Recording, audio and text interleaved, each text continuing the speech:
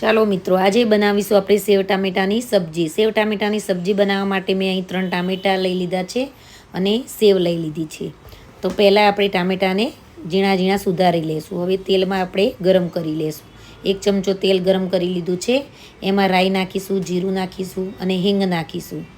પછી એમાં હું લીલા મરચાં જે 2 સુધારેલા છે એ નાખી દઈશ અને હવે ટામેટાં સુધારેલા છે તે ઉમેરી દઈશું.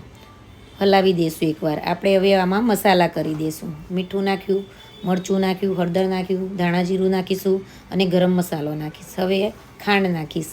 ખટાશને બેલેન્સ કરવા માટે ખાંડ નાખીશું. હવે હલાવી લેશું. અડધો ગ્લાસ પાણી રેડીને એને થોડીક વાર ચડવા દઈશું.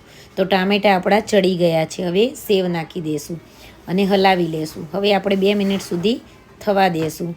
તો સબ્જી તૈયાર છે. ઉપરથી લીલા ધાણા નાખી દઈશું. જુઓ તો આપણી સેવ ટામેટાની સબ્જી તૈયાર છે. ભાખરી સાથે સર્વ કરી લેશું.